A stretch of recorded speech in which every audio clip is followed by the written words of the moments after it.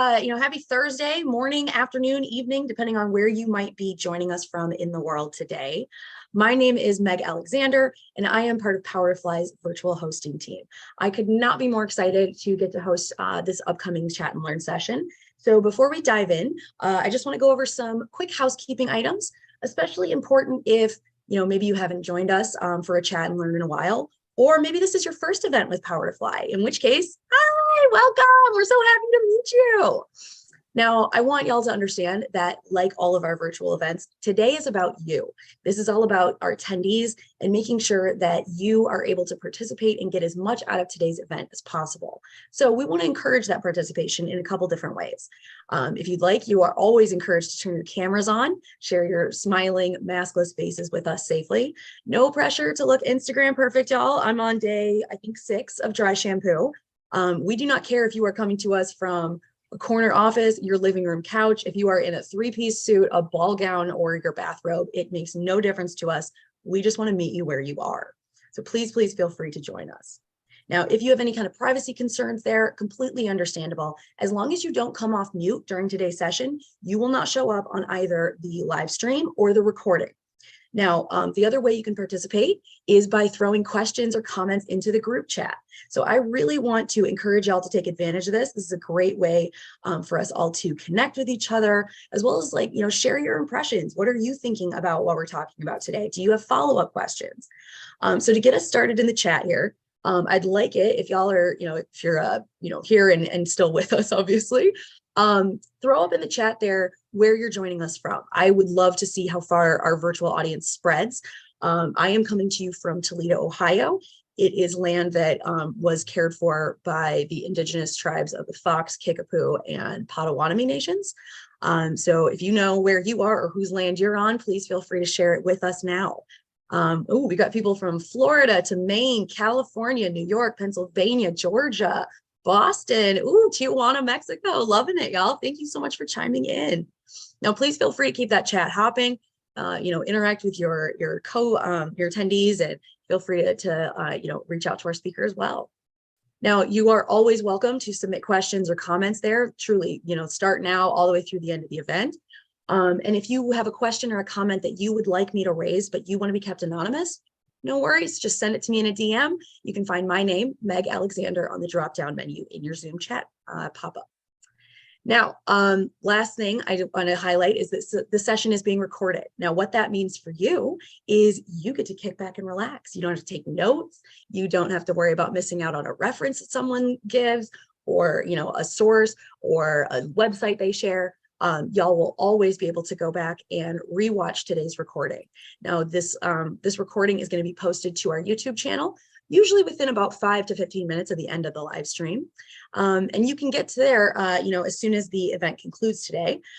Everybody that registered will also be getting an email from us. So whether you showed up for today's event or not, everybody that signed up is going to get an email in about 1 to 2 days. So probably like Monday next week.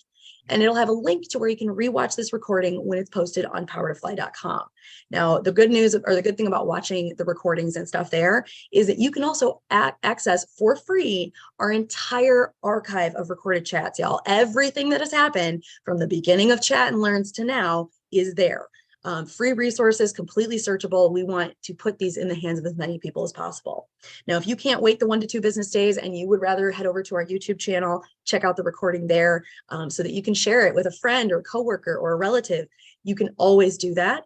There is a big section of our archives are housed on our Chat and Learn channel as well. But if you want, the full enchilada, always head over to our head over to our website. Now, like I said, we do want to get these resources in the hands of as many people as possible. So to that effect, we are asking if y'all would like to help us to make that a reality. Pardon me. So the way this is going to work is, if we want to achieve gender parity in the workforce, pay equity, true belonging and inclusion and representation in work, the way we are going to do this is by getting resources into the hands of as many people as possible. So if you would like to help us with that, please feel free to take photos or video as we go. Feel free to let your social networks know that you are learning and growing with Power to Fly. Anything we can do to get these resources in the hands of as many people as possible is something we want to do. So if you are at all interested in that, please feel free. Tag us. We are at Power to Fly on LinkedIn, Twitter, Facebook, Instagram, and YouTube. And we would love to repost, reshare, retweet, whatever it is that y'all are sending out there. So thank you so much for helping us with that mission. Now, I'm very excited to introduce you to our speaker. Before I do, she is here today on behalf of Collective Insights. Now, I'm going to share links for all of this with y'all in the chat thread as we go. But what you're looking at right now is Collective Insights page on powertofly.com. So I'm throwing the link in there now, and you can see that as well if you'd like to. But when you're on this page, basically you can do some great stuff. You can check out their about and learn more about the company values. They've got information on their benefits there. As always, you can search their open roles, apply to roles right from our website. But you can also search their events. If you are interested in interviewing with Collective Insights, events are a great way to kind of get an inside scoop on a company. It gives you a little bit of a leg up. It's something you can mention in an interview that you saw. And so we want to be the one-stop shop. We want to give you all that great information and tools to send you off on your job search. Now, if you are interested in Collective Insights and actively seeking, but don't really see anything that suits you right now in their available roles, that is okay. I highly recommend that you, if that's the case, at the top right-hand corner of this page, there's going to be a big pink button that's going to say follow on it. I highly recommend that you smash that button, because what it's going to do, it effectively works like your friend who works at Collective Insights. It's going to tell, clicking on that is going to tell the Collective Insights team that you are interested in working with them even before you fill out an application. So really, really awesome if you don't see anything that suits you just yet. But it's also going to allow Power to Fly to take some of the lift off you in your job search. We are going to let you know when Collective Insights posts new roles so that you don't have to waste your valuable time coming back, refreshing job boards, cycling back, trying to remember, did I see that the other day or didn't I? Did I click on this or didn't I? So we want to be there to take some of that lift off of you. This also does some other really great things for you. If you want more details on that, you can always write into us at hi@powertofly.com. Obviously, you can follow and unfollow as many companies as you'd like on Power to Fly, but we recommend clearly that you take a look at Collective Insights. That follow network is also a really great way to make sure that if you're not actively seeking, but Collective Insights kind of sparks your interest today, that they stay on your radar so you don't forget about them when you do decide that you want to take a look and see what's out there. So on behalf of Collective Insights today, we are joined by Dori Miller. Now, Dori is principal at Collective Insights Consulting, which is a strategy execution specialist. And Dori believes a strategy only makes sense when partnered with an executable plan for its success. She helps companies to effectively execute against their strategic objectives and to drive their transformation efforts. Dori knows both business and technology, combining a degree in electrical and computer engineering from Stanford University with 20 years of business consulting, and uses her distinctive combination of technical and interpersonal skills to tackle challenging initiatives. Dori, we are so happy to have you join us today and cannot wait to get to know more about you and your experience. Is there anything else that you would like to share with our audience today before we dive into questions? I do want to tag onto what you said about showing interest in Collective Insights. We are a consultancy, and so our hiring practices are a bit different than a industry company. We have job openings when we're particularly looking for someone, but we're always looking for really good talent because our demand drives our need for more consultants. So even if you don't see something that today that specifically meets your needs, it doesn't mean we might not be interested in talking to you about a place you could fit at one of our clients. Excellent. Love that. Thank you so much for sharing that, Dori. All right. So we're going to dive on into questions. Let me stop sharing the screen here. So we're going to dive on into questions. But again, I just want to highlight for y'all, if you took the time out of your day to be here with us for this, this recording or this live stream, We want to make sure that it is worth your while. We want to reward you for taking that time, not only to spend with us, but also y'all give yourselves a pat on the back because you are here doing something for yourselves. Okay. That is not an easy task in today's world. We have a lot on our plates, but I want each of you to be incredibly proud of yourself because you did something proactive for yourself in your career today. So have, round of applause all around there. All right. So to dive on into questions, if you have them, if something that we're talking about sparks a follow-up question with you, let us know. Chime in the chat. You all have the power to drive today's conversation. So if you want us to go more in detail, let us know in the chat. If you have a question that you asked that we're going to go over and you want to give us more details or context, please feel free, y'all. We want to make sure that we give you the answers you came for today. So, all right, let's dive right in. Dori, we had started to talk about this a little bit before our session kicked off today, and you were starting to share with me some of your experiences being in such a heavily male-dominated industry for as long as you have been. Could you share with us, some of your experiences, the challenges that you faced, and some of the ways that you either overcame or worked around them? I would love to. And I want to caveat that with, I'm in management consulting now, and it doesn't feel like, to me, does not feel like a male-dominated industry at all. I started out in the semiconductor industry, so solid hard tech. That was a male-dominated industry.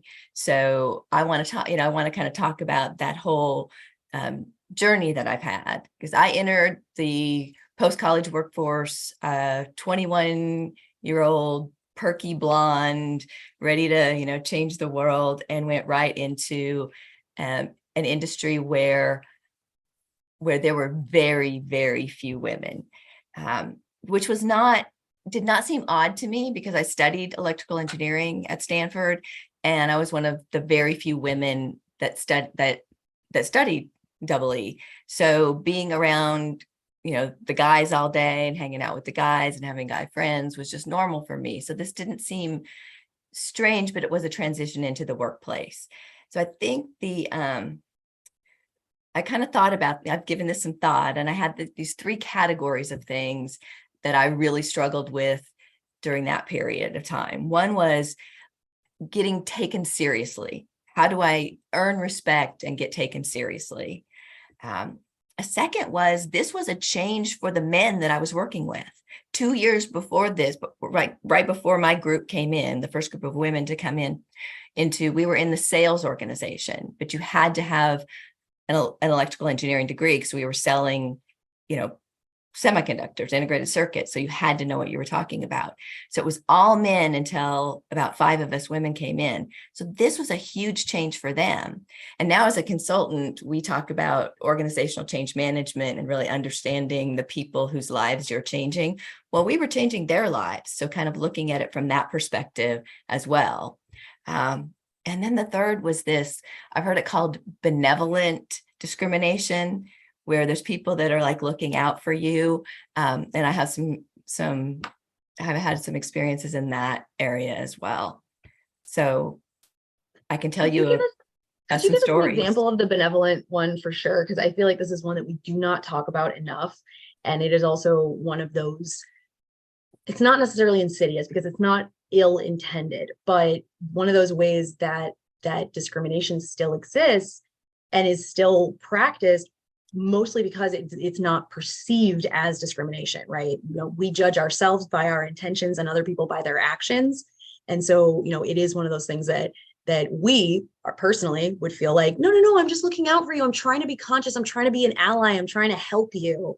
Yes. And it's like, are you really? So sorry, I didn't mean to talk over you. Let us know how you've experienced this. Yeah.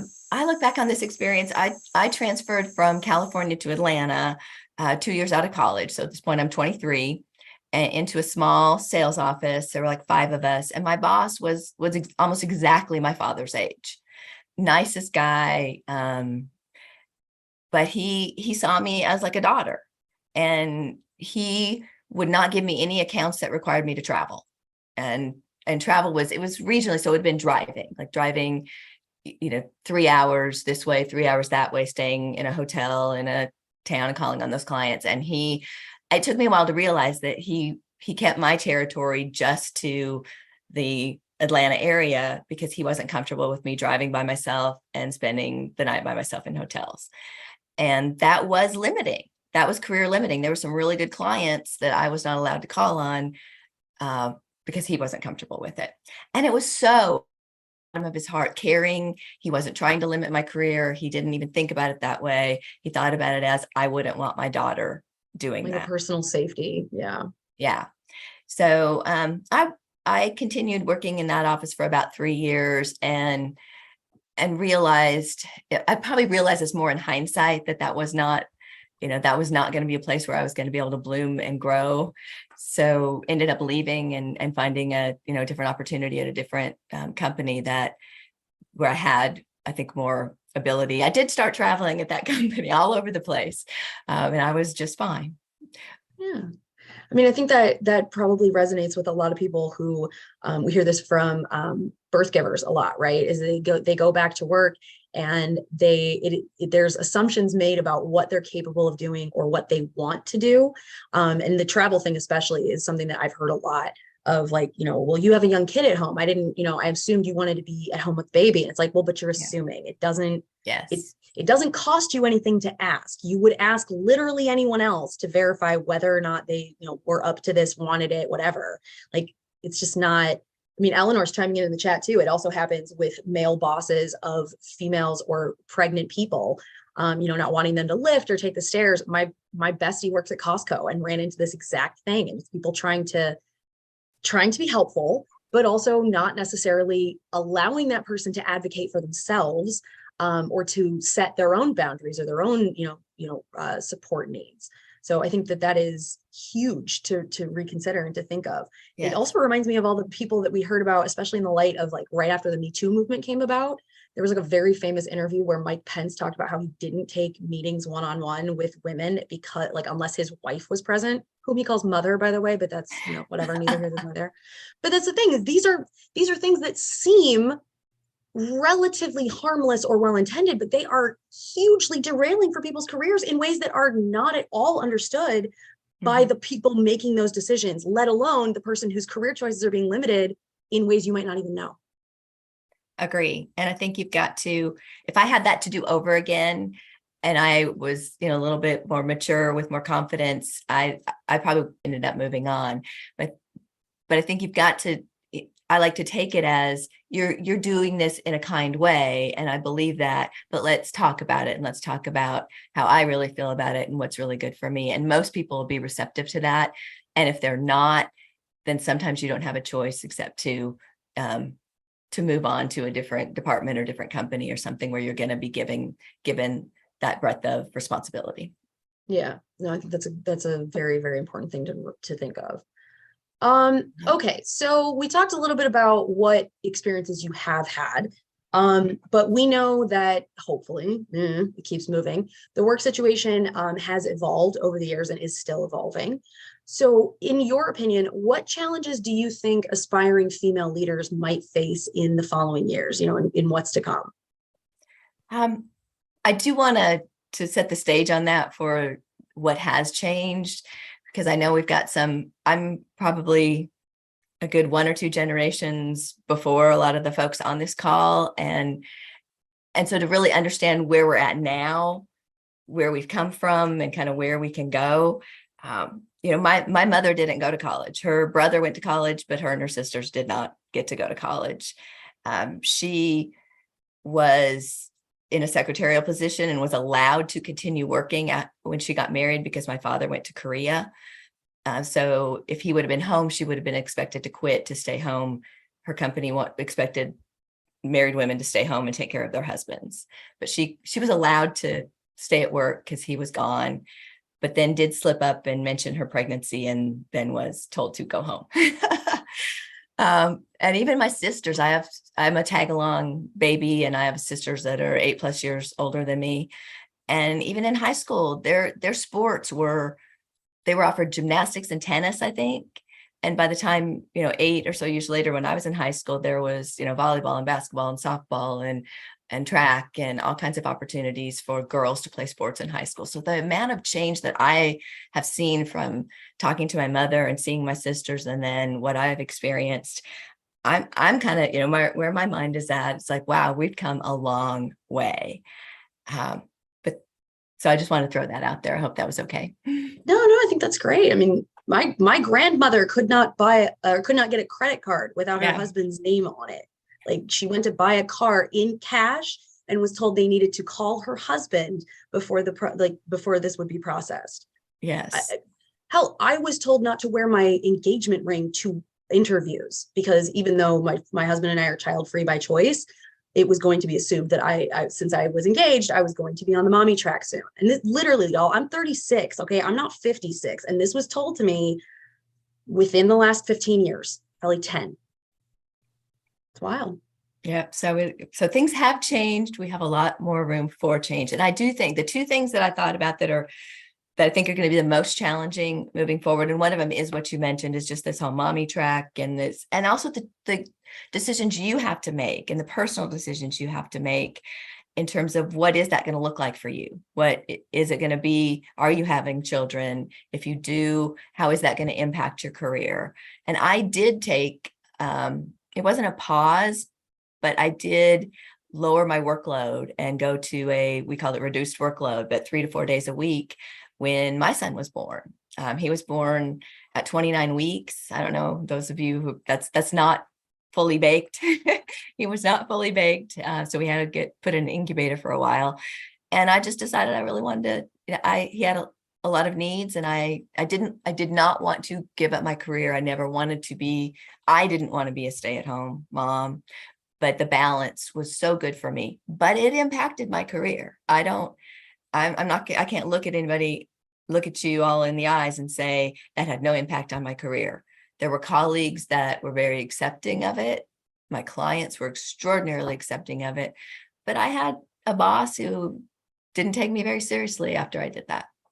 And interestingly enough, I had a male colleague who asked for the same kind of arrangement to do a reduced workload, and he wasn't allowed to do it. So I find that, there is like kind of a reverse discrimination. See, this does not, it's not just negatively impacting women and women identifying people. It is impacting everyone. Like patriarchy is bad for all of us, y'all. Like, thank you for coming to my TED Talk. Sorry, I keep jumping in.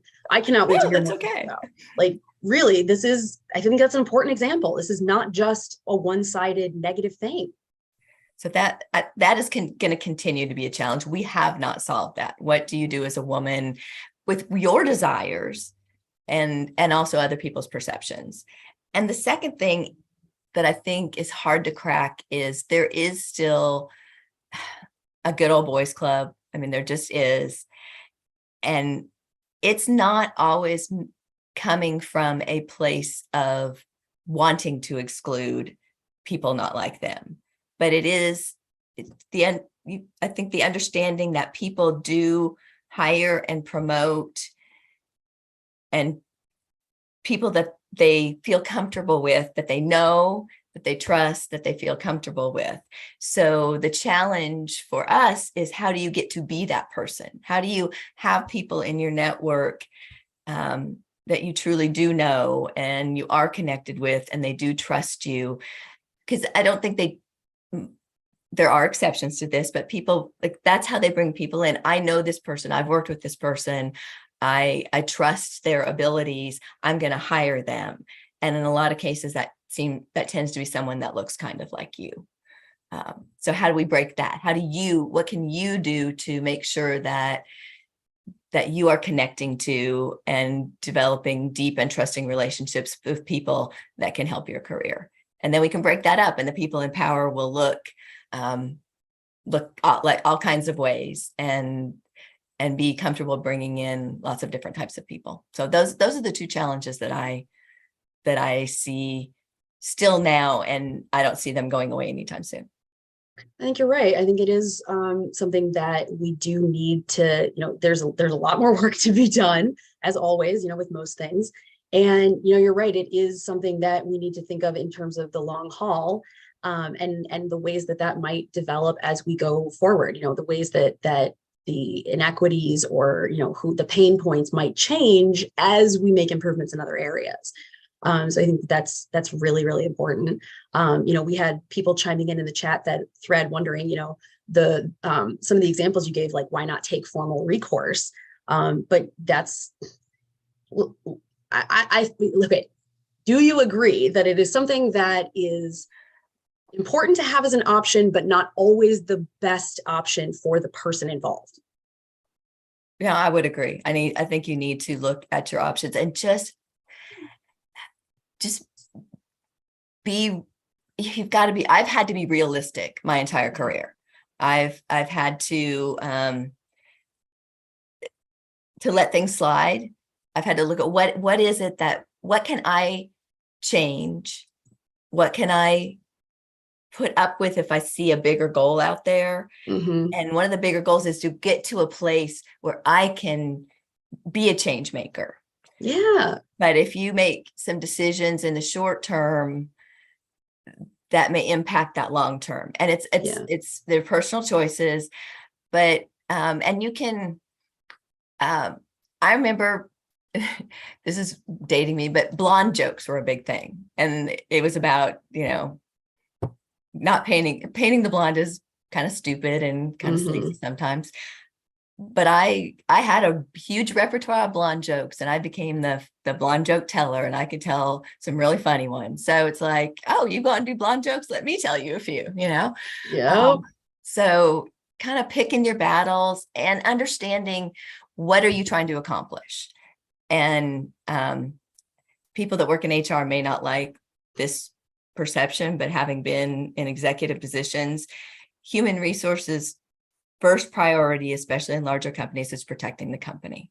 Oh, yeah. That is their job. That should be a place where you can go, but personally, it wouldn't be my first stop. I had the time in my career where I really did feel like I needed to go and do something was I had a client. I've always been in client-facing roles, either sales and then consulting, always client-facing. And I've gone, most of my clients were men in the electronics industry, right? I would have drinks with them. I would have dinner with them. But so with, my peers were doing that. I had to do that. It was part of the job. And most of the time it was enjoyable and fun and, have good conversations. But I did have one client that crossed the line, and I had to turn down some invitations that he made that I was not comfortable with. He was one of my biggest clients, and I was fearful of the repercussions. And I went to my boss, and my boss is a man as well. And I really did appreciate his, understanding my position and saying, I got you. I'm afraid we're going to lose some business with this client. This is what happened. This is what I'm not willing to do. And just really needed to give you a heads up. If that happens, I want you to understand. Kind of covering yourself, but really understanding your company and who can you talk to and who are your allies and what are some paths and how can you talk about this situation. Just writing and making a formal complaint is, if that's going to end up biting you and this is a company that you want time with, think about your options for having to deal with that. Yeah, I think this is a really, really interesting and a good thing to touch on, because you're right. We do say things like, trust the process and do everything that you can and blah, blah, blah. It all becomes very victim blaming after a while. But, with the best intentions, you do want to provide these options for people.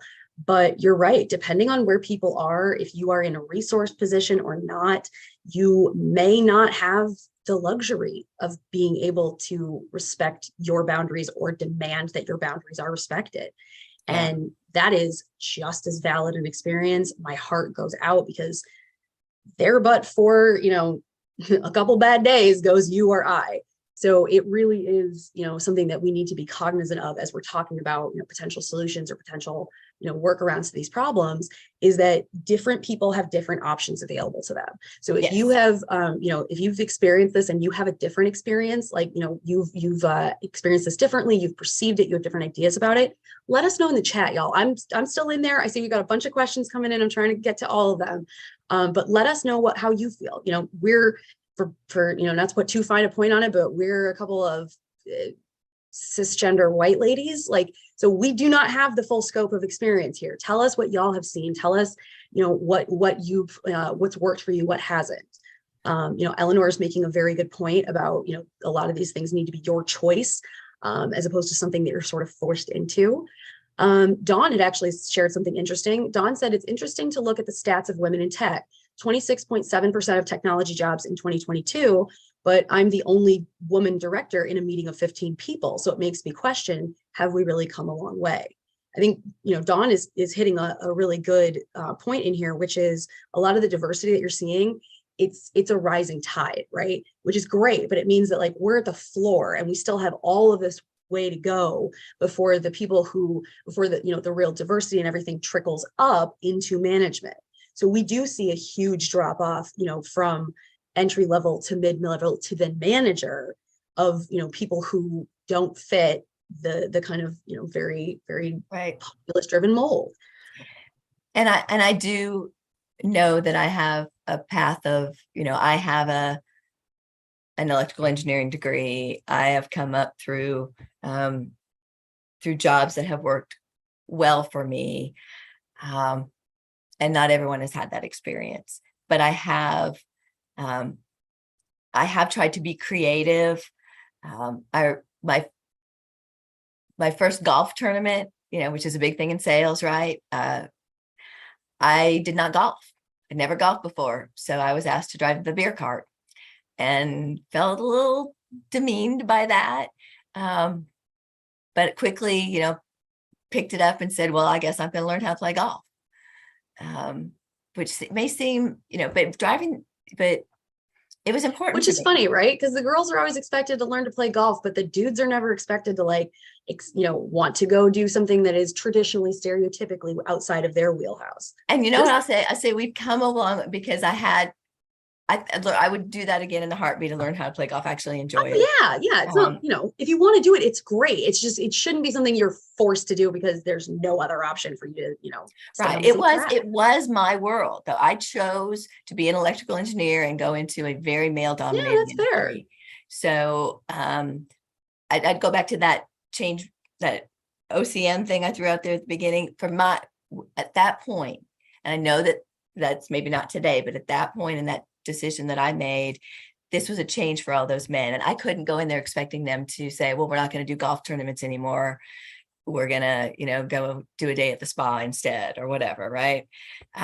Okay. I'm down for spa day and I don't even really like spa day, but I'm going to do it. But for a recent example, we did a leadership offsite recently at Collective Insights, and the leader of the company thought about what can we do as a team together that would be good for everybody. And when I raised my son and I said, I love to play golf, he was like, cool, let's all play golf. But he wasn't going to go there without talking to everybody first, including me, and finding out, whether or not we were comfortable with it. So I do see that change versus we're just going to do this versus let's talk about what works for everyone. But it was still, I think, advantageous to me to have that in my bag of tricks that I could play golf. I'm in a male dominated industry, so I have had to flex over the years. Eleanor's making a very good point that things like axe throwing are not gendered, and I think that is a very good point. There's just something about throwing heavy, sharp things. Y'all, I want to cut down a tree. I want to like punch a bear. Yes. I'm telling you, it makes you feel powerful. I get it. Yes, and you can throw axes, and if you like to be a girly girl and have long hair and wear a dress while you're throwing that axe, you go for it, right? Yes, whatever is you. Yeah. All right, I'm going through our chat here to make sure I'm not missing any questions here. So if you are think that I've missed, don't worry, we're growing back down and looking through your stuff. Okay, this person wrote in saying, I'm in a leadership role and some of my direct reports who identify as men don't seem to respect me. Do you have any advice on how to manage this delicate situation? Have you ever experienced something similar? So, we want to be friendly and personable with the people that we work with, but that doesn't always mean that you're besties or that there's a lot of, Right.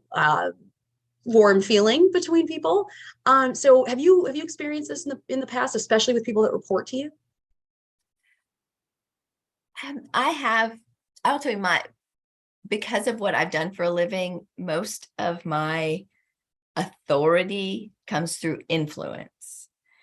So, yes, I have had people that haven't respected me.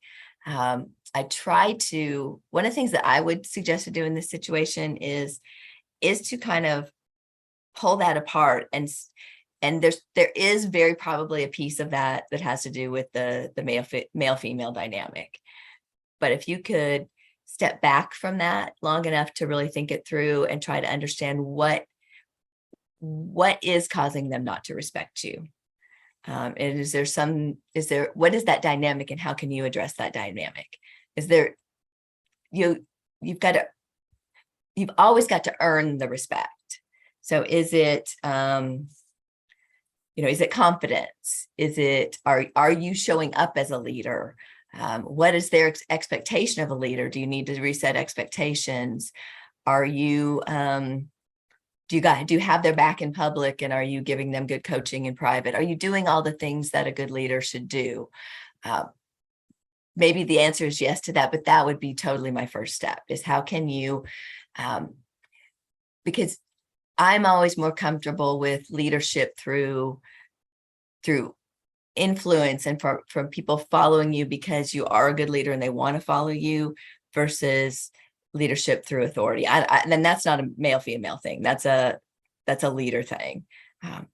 Yeah, leading from authority versus leading from influences, it can be vastly different. How people choose to do that. And you're right. Like, if you have the gift for that influence, that influence, it is, use it as much as you can, because not all of us have that. It is a very kind of, my husband's one of those people. It's a very special superpower.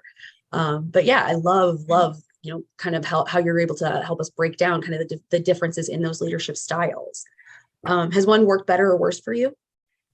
The thing that I have to be careful of, and I'm still working on, is, and I don't know that this is a woman thing, it's a me thing. It's how I'm wired.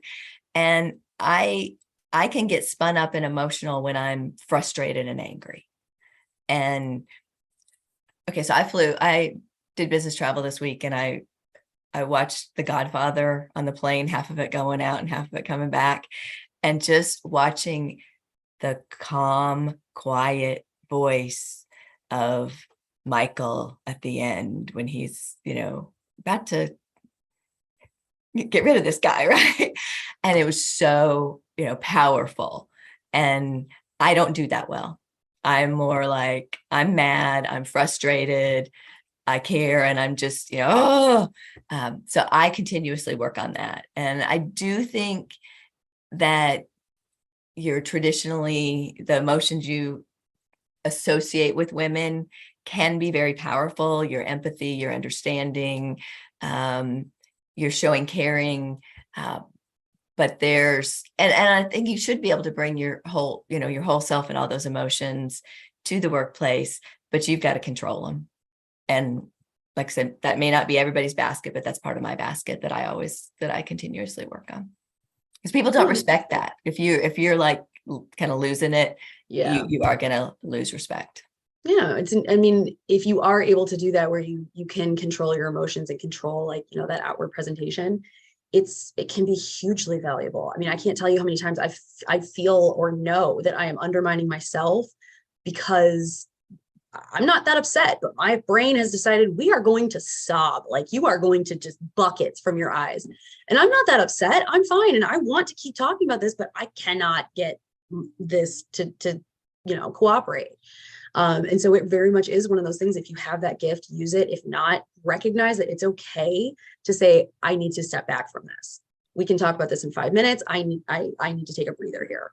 Yes, That doesn't absolutely. make you any less capable. If anything, it shows that you are proactively monitoring your own abilities and trying, to make the improvements that you want.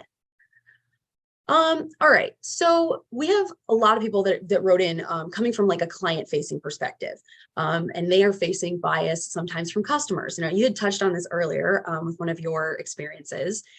How do you recommend that people proceed in those situations when they don't have the authority or the power to, to make that call that like maybe it's okay if we damage that relationship?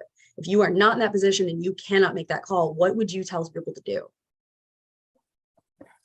So yes, I have a lot of experience, as I said, with client facing, and I think that the hard answer to not, I mean, if there's abusive behavior, I think we covered that. That's a line, that's not okay.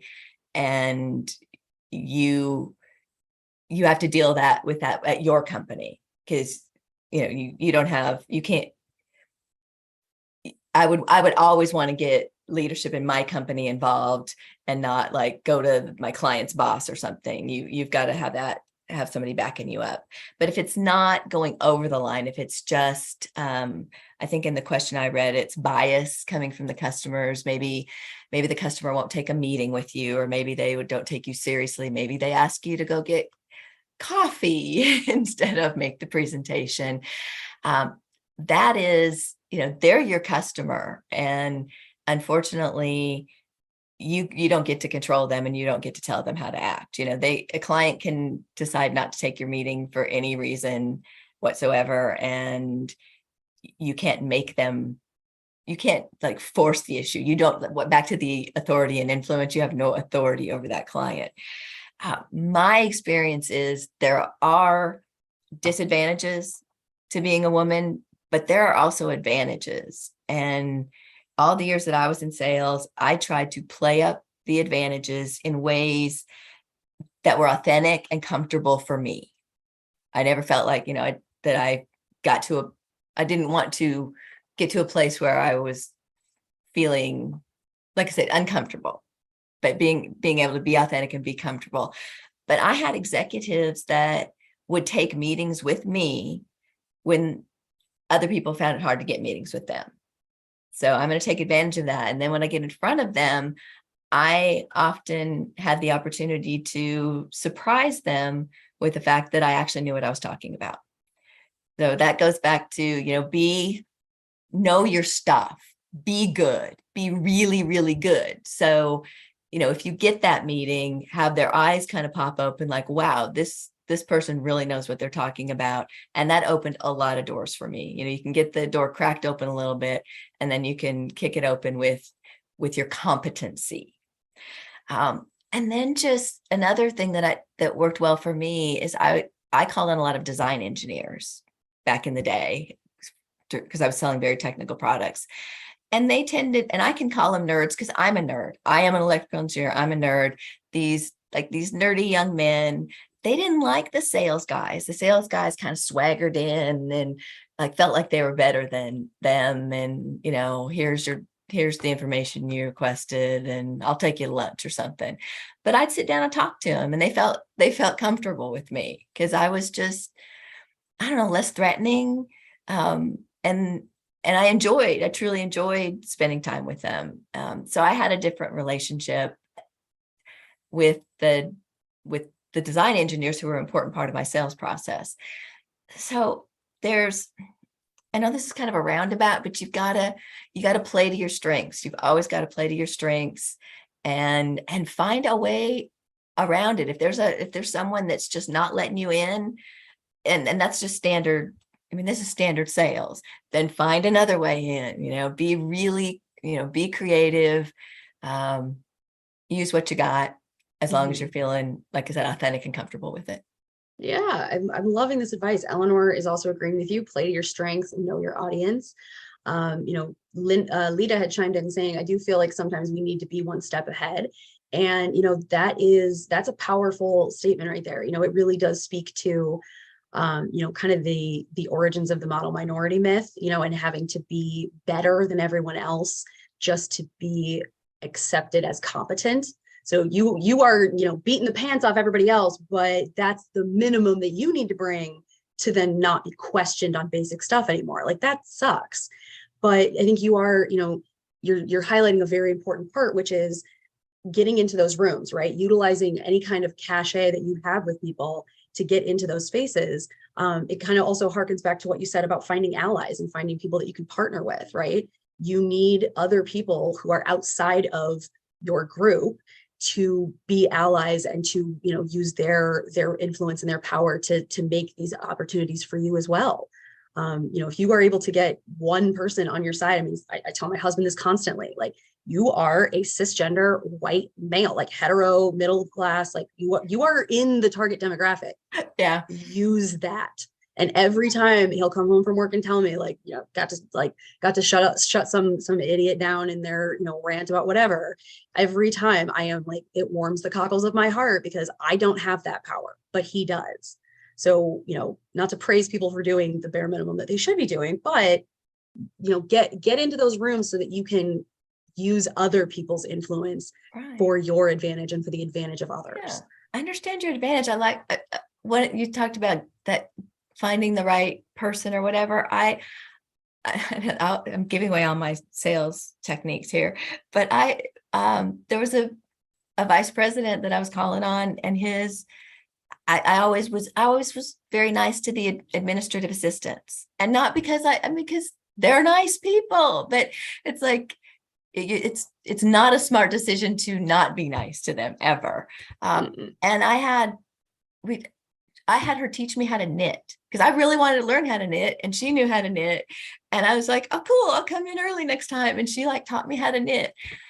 Well, I could get in to see this vice president anytime I wanted because his EA and I became friends, and not, like I say, not in a disingenuous way. I didn't feel like I was using her or being inauthentic, manipulative, or you were creating a relationship, and the fringe benefits of that were great, but it wasn't your sole objective. Correct. I think that's, it very much highlights, Melissa, there's a ton of people in the chat chiming in, be nice to everyone. And I know it's not the terminology anymore, but this is what was drilled into my head. Secretaries are God. They are God. Yes. If you do not respect them, you do so at your peril. It's, if somebody's not nice to a waiter, they're not a nice person. These are the rules of life. These are generally pretty immutable stereotypes. So, really, I think you very much highlighted a good point there of like, cultivate those relationships, not just because of what they can do for you, but because of what they might be able to do for other people that you are then going to be another connection and a way to move people into these spaces.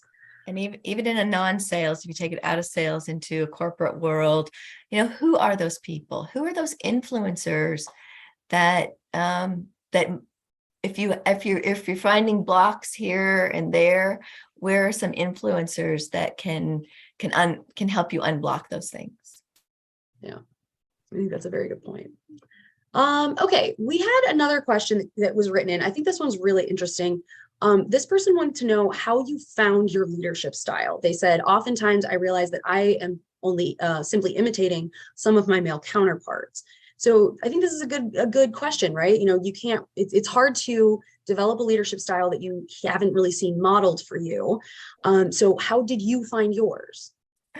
Thinking about this question, I thought about my journey. So I did go through this, I've got to keep up with the boys phase before pre-leadership, when I was working my way up the ranks and just carrying the bag salesperson.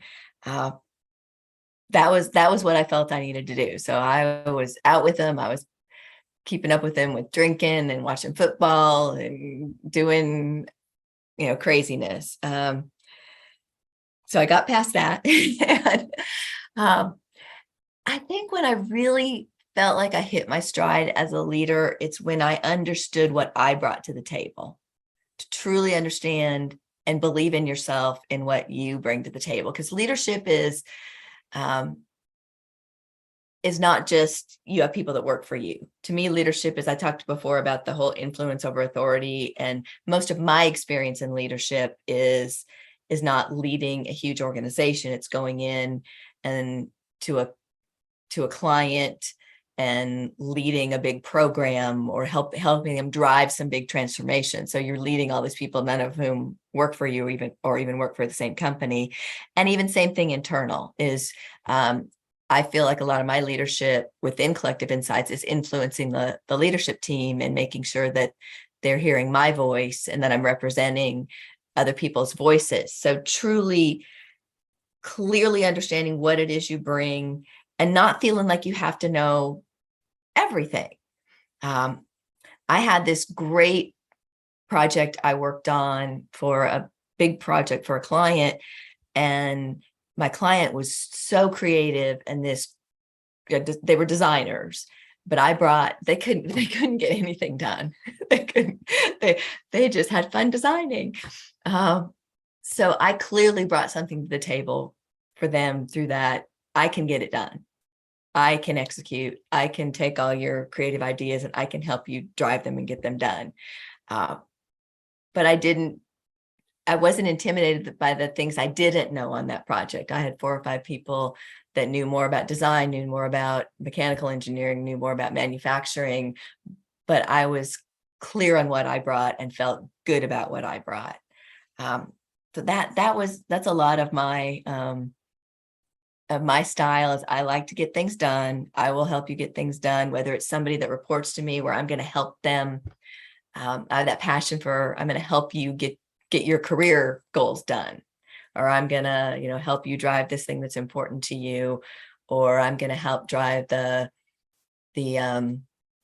strategy of the company and make sure we actually get her done. Does that answer? I hope that answers the question, Yes. but I feel like that's how I Absolutely. lead. I lead by helping people, move things forward. Yeah, I like that. Okay, we did have a question that came in from the chat today. Paige had asked, how do you deal with imposter syndrome in a room full of older men? I'd like to move into the sports industry, and as this is very male dominated, I have some imposter syndrome around it, given that I'm currently in management consulting.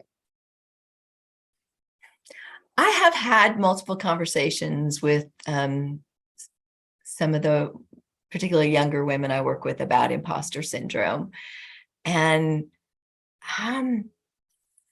I think it goes back to what I said in this last question is, don't be an imposter. Don't feel like you are bringing something to the table that they don't have. Don't feel like you need to be an imposter, that you need to be the same as those men at that company. What would it mean? What would it benefit that company? And how could you be different? Not try to be the same and not bring that. What are you bringing to the table? And if you can get clarity on that and feel confidence around that, then you can get past feeling like an imposter. So I'm trying to think of what, because I had some really good clarity around this. And not necessarily, like I said, I read a couple of articles on imposter syndrome, and just like, don't feel like that, but I know people do. So I think I heard it described the other day. I think it was Elise Myers. It said something about the sickest Uno reverse trick she ever played on her brain was just deciding that you are something. Yeah. So she talks about I decided I'm cute and I'm going to carry myself like I'm cute, and that's what's happening. And then she's also, she's used it for other things of I have decided that I am a content creator. I have decided that I am an artist, and that is what I'm going to do. And so I really like the idea of, a lot. I don't know if you can tell, I've been in therapy for a while, but it's one of those things where, just because your brain tells you something does not necessarily make it true. And everything's made up. So if you're making up that no one wants you there or that you're not good enough, why don't we make up some more nice stuff instead of stuff that just lets us be mean to ourselves? Just a thought, y'all. Decide that you belong there, and you will be surprised how the feeling can come, after that, I should say.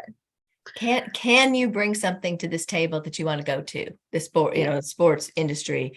If you don't think you can bring something there, then they probably shouldn't hire you. I mean, if there's truly nothing that you can bring, but there is but the answer is there is something. Get really clear on what that is and feel really good about it. Yeah, I very much like that.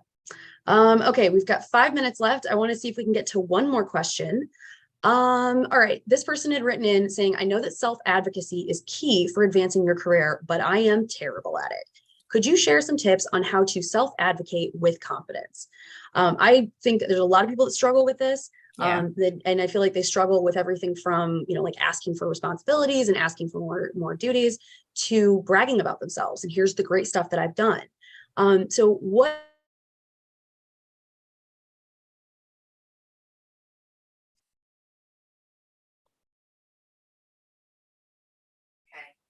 I think I did cut out for a second there, but I think I'm back. Am I back? Okay. Yep, you're good. We were good until that 1 second. The things that have helped me, because it is hard for me. I'm not going to say that self-advocacy has been easy for me. One thing that helps me is to have it be fact-based, to know my facts, to over prepare, to over understand, understand what compensation should be. I think through it so much deeper than I have to get myself to the place of feeling confident, understanding the industry, whatever it is that you need to kind of dig through, pulling out past performance reports, writing down all the things that you've done that have been of value. Like, don't under prepare. That helps me. And then I think there's a timeliness to advocating. One thing that I have done successfully a couple of times is really, in a new job, strongly negotiate where I should be brought in. And I have been thankful for that in all of those occasions of, well, we'd be more comfortable bringing you in as a senior manager versus a director, and going back and thinking it through and thinking about why I truly believe I'm at the director level, or what, that's an example or whatever, and coming back with a solid, well thought through pitch of why this is going to be a good thing for the company, not just for me. So that is going to be much more effective than you're going to put yourself behind if you go, okay, well, I'll come in as a senior manager, and then you never know what's going to happen. Maybe they'll put a hold on promotions. You just don't know. So get it while the getting's good. And then also, if it's more of a promotion or a raise, you're already in there. I was talking about this with someone I'm mentoring recently, of don't wait until she said, I'm really hoping for a good raise because of all those things I've done this year, this and this and this and this. And I was like, do not do that. Get your case together and start talking to you. Who can you talk to? Who should you talk to? Don't wait till you get something put in front of you and push back on it. Build your case and do it in a timely manner. So be prepared, be confident, and do things in a timely manner. I like that. I think that's very, very good advice. All right, so we've got 2 minutes left. I want to make sure that we end on time, respect everybody's calendars. What you're looking at right now are some questions that we had asked of Dori about collective insights before today's session kicked off. So we talked a little bit about the company culture, your favorite part about working there. What are your top tips for someone who's interviewing? And are these collective insight specific, or are these just interviewing across the board? Oh, I think these are interviewing across the board. And the first one is probably my pet peeve. Being an engineer, for some reason, I am totally a grammar and typo snob. But it's like, I see so many resumes, and either they're not, they actually do have typos in them. They have grammar. They're messy. I looked at a resume just the other day, and I don't even know if there were typos in there because it was just so much stuff thrown on a page, thrown on 4 pages, that I was like, I can't. And I didn't even read this resume. So if you don't put some effort and somebody read it for typos and grammar, you're making a huge mistake. And I don't see people taking that time as much as I did 20 years ago when you had to like print it on a piece of paper. And then I also think there's no right way to interview. You can overdress, you can be too formal, but who are you interviewing with? And I think there is a generational aspect there. So take the time to understand who this person is you're interviewing with. And if they are of a baby boomer, a Gen Xer, you might want to crisp it up. You might be a little more formal, crisp up how you dress, don't say,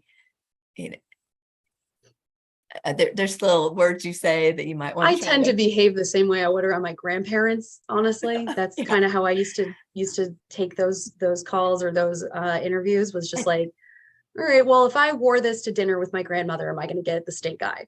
Probably not. Yes. And don't change your set. I'm not saying completely change yourself, but just be cognizant of your audience. And I threw in there, consider a written thank you, especially if it's a generational thing.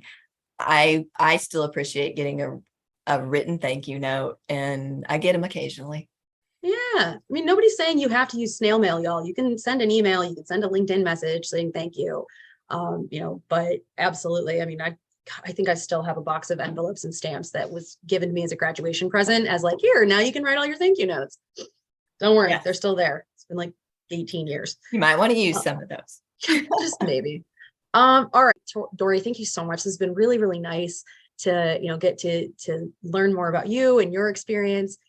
Just thank you so much for taking your time to spend with us today and sharing your insights. I hope it was helpful. I really do. Absolutely. All right, that is going to bring us to the end of time today. So I just want to say to everybody who joined us today, thank you so much. Congratulate yourselves on taking some time out of your day to do something for you, proactive and for yourself and your career. So congratulate yourselves for that. And I hope that we'll see you on many more virtual events in the future. If this was your first session, thank you so much. We're so happy to meet you. I can't wait to see y'all again. And I hope that y'all have a safe, happy, healthy rest of your Thursday into the weekend. We cannot wait to have you back for another event in the future.